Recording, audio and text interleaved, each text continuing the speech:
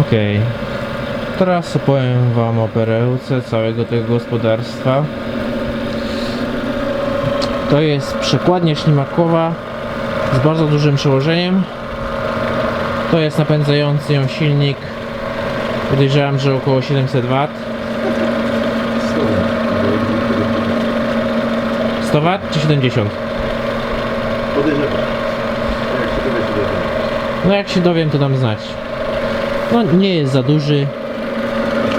Cały ten mechanizm napędza łańcuch, który wędruje sobie do samego końca spichlerza i wraca tu dołem, transportując zboże.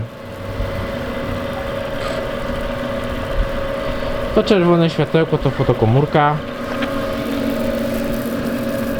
W momencie nasypania pełnego zbiornika około 400 kg mechanizm wyłącza się i przerywa sypanie.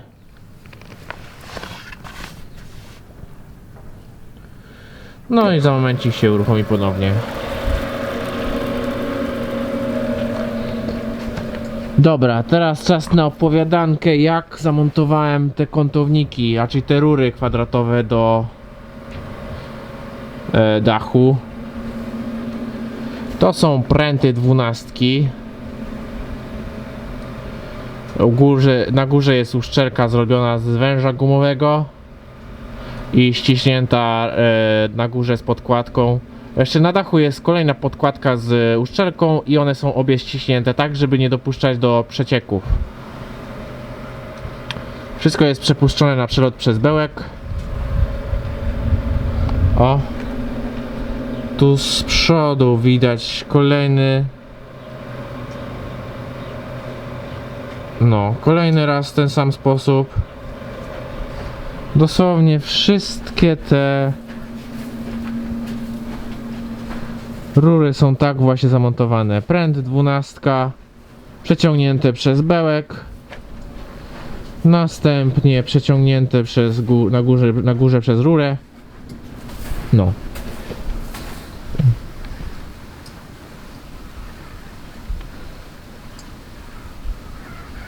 Tutaj widać, jak ruchem robaczkowym transportuje się zboże.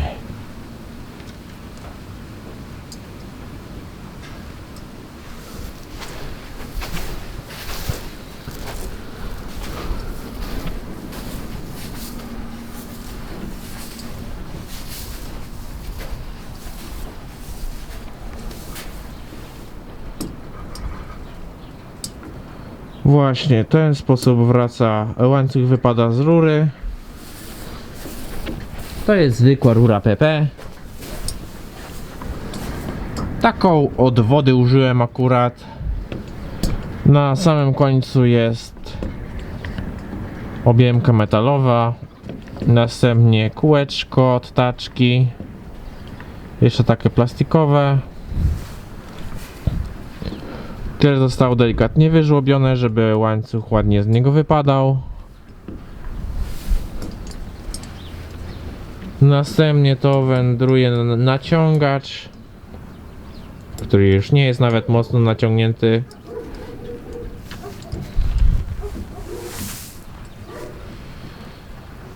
No i wpada do szyny. To jest kątownik 50 na 50 na 5. O, w tym właśnie miejscu widać, że już odebrane zostało całe zboże. No i to koniec prezentacji.